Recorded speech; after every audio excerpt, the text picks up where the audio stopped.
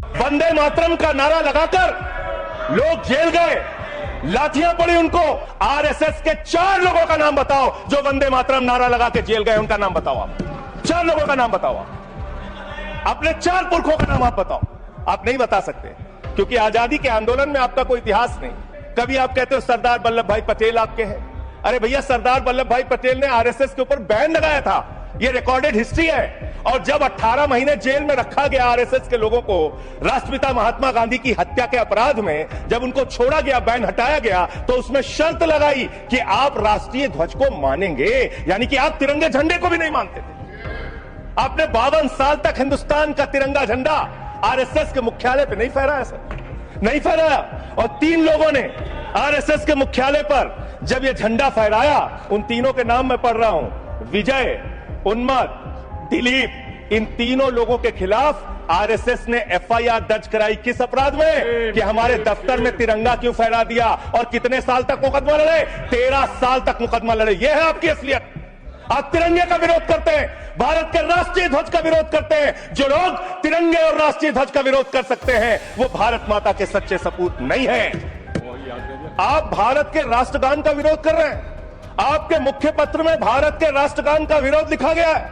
इसके लिए भारत के प्रधानमंत्री को और पूरी की पूरी भारतीय जनता पार्टी को, जो अपने आप को आरएसएस को अपना आदर्श मानती है, पूरे देश से माफी मांगनी चाहिए। आपने तिरंगे का विरोध किया, राष्ट्रगान का विरोध किया, वंदे मातरम आपने लगाया नहीं कभी।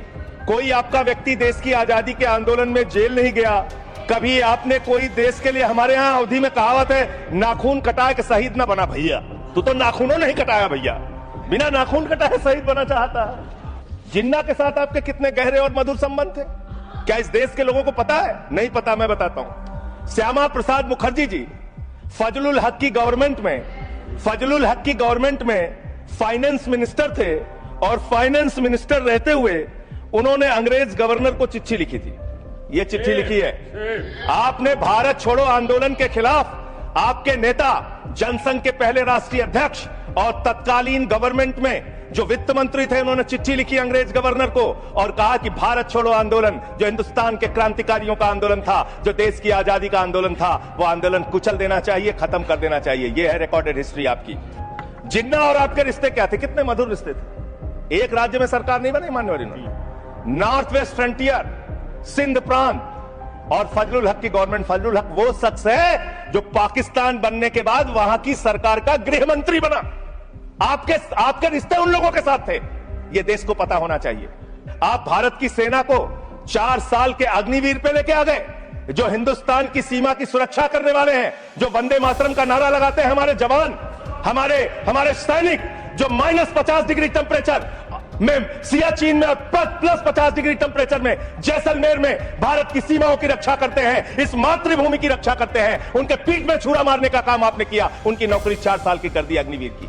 आपको मातृभूमि से प्यार है, आप देशभक्ति की बात करेंगे। अरे मैंने साइकिल चोर सुना था, लॉकेट चोर सुना था, स्कूटर चोर सुना था, मैंने सुना था तमाम तरह के चोर होते हैं। आप लोग तो वोट चोर निकल गए हिंदुस्तान के अंदर।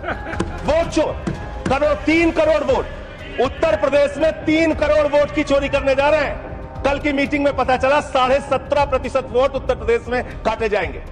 आप ये कर रहे हैं, ऐसे लोकतंत्र को मजबूत करेंगे? ऐसे आप मातृभूमि की सेवा करेंगे? हमने फिल्मों में सीन देखी है, डाकू लोग आते हैं, जय भवानी जय भवानी जय भवानी कह के, और वो गांव का गांव लूट के चले जाते हैं।